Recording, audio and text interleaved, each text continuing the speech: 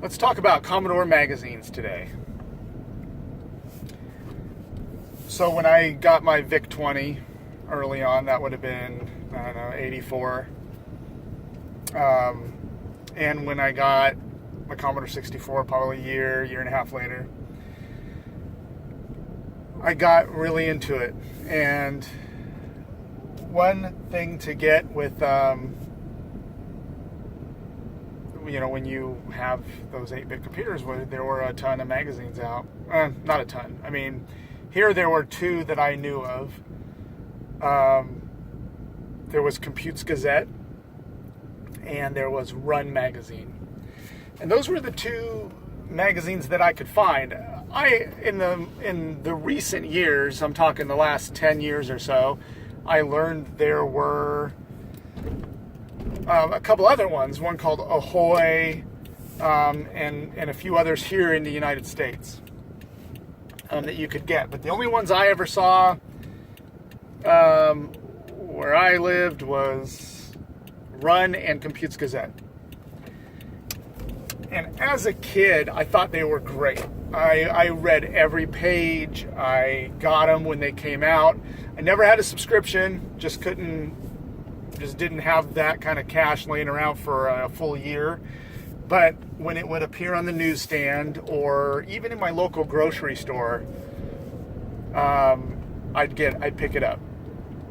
And I may have missed a few episodes here and there, but I pretty much got every one when it came out.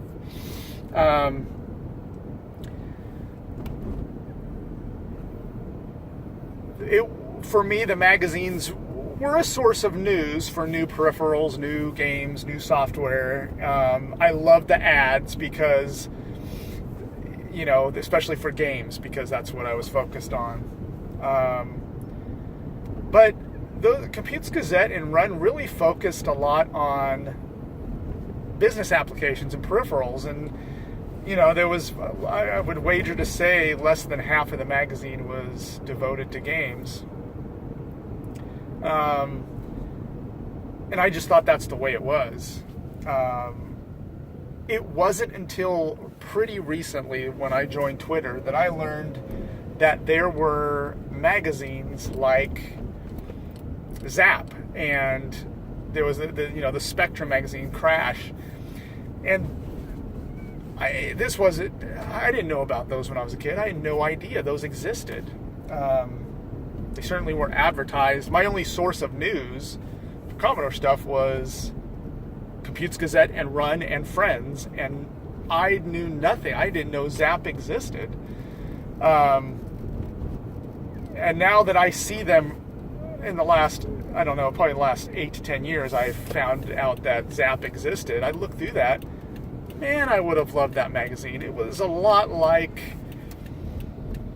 the kind of kids magazines I was into at the time, like Dynamite and a few other, non-computer magazines. But man, these were focused on games. That would have been so amazing.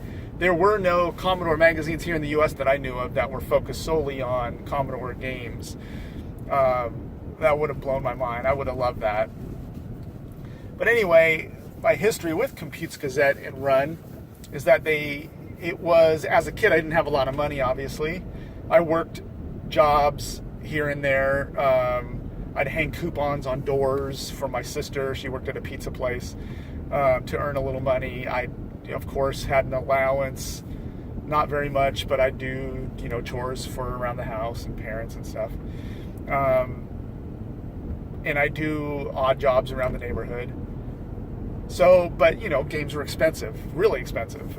And I'd buy them at Toys R Us and places like that for the Commodore. But another great source of games and utilities was typing in these things out of the magazines. And I remember a buddy of mine would come over and we would take turns typing. One of us would read it out loud, the other one would type.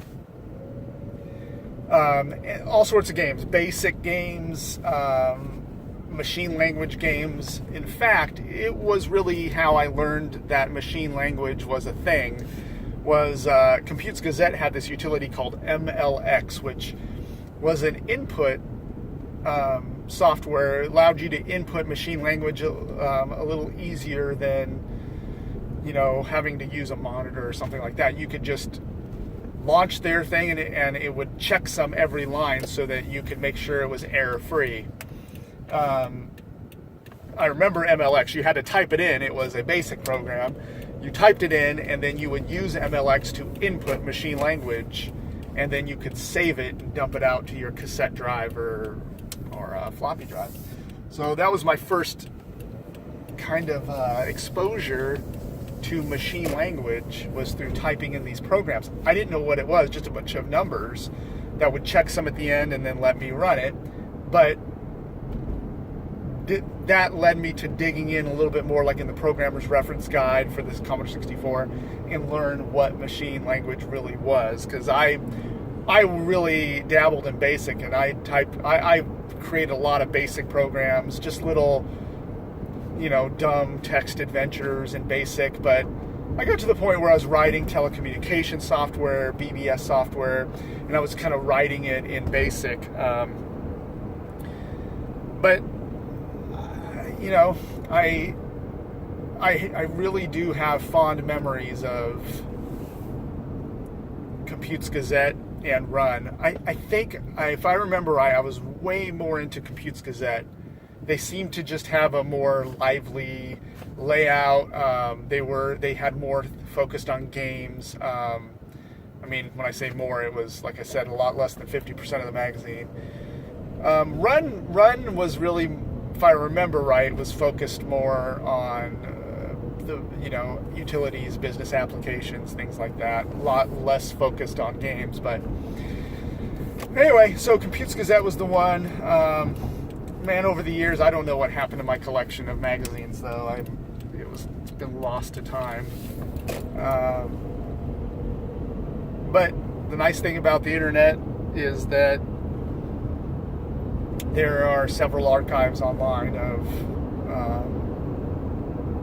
Commute's Gazette and Run.